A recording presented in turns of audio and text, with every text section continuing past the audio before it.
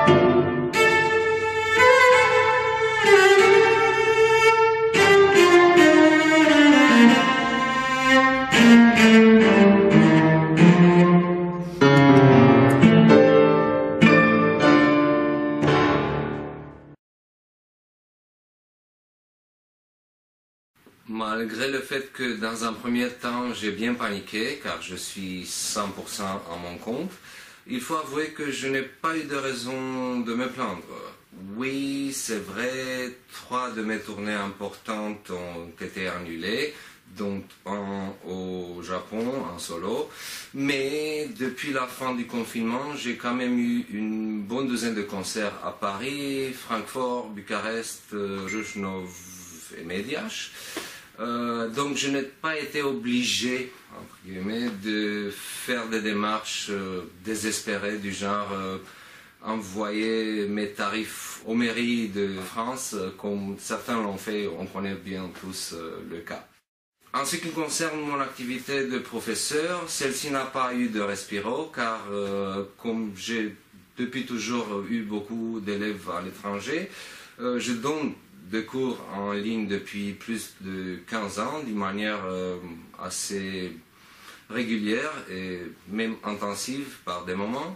Et donc je n'ai pas dû faire aucun effort pour m'adapter aux nouvelles conditions.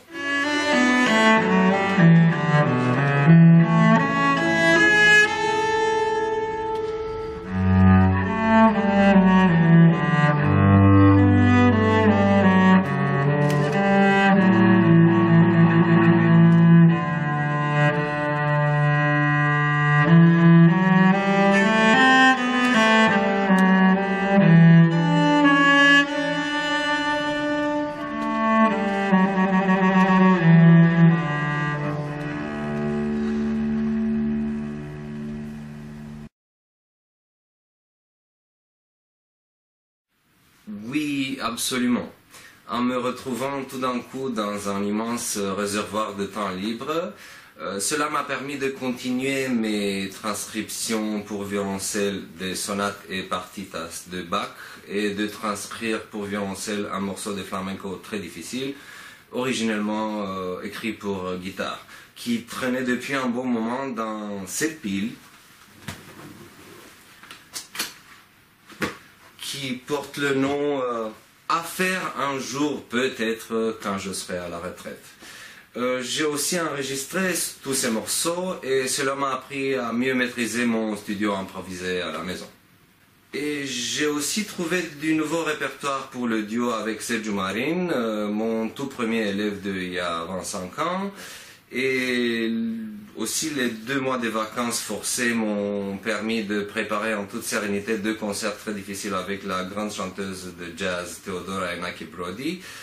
Pourquoi si difficile? Parce que Theodora, étant au courant de ma passion pour les instruments avant, m'a aussi demandé de jouer la trompette sur un morceau où il fallait que je puisse improviser. Donc j'ai dû bosser mon souffle d'une manière très soutenue, ce que je n'aurais jamais eu le temps de faire proprement dans d'autres conditions.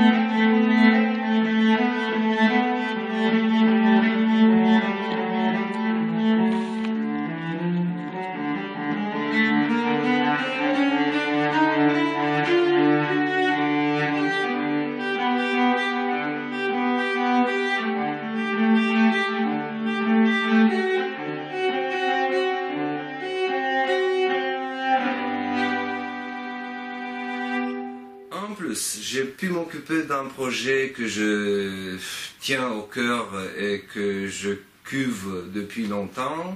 Ça veut dire monter un duo avec Călin Grigoriu, qui est un guitariste et musicien exceptionnel.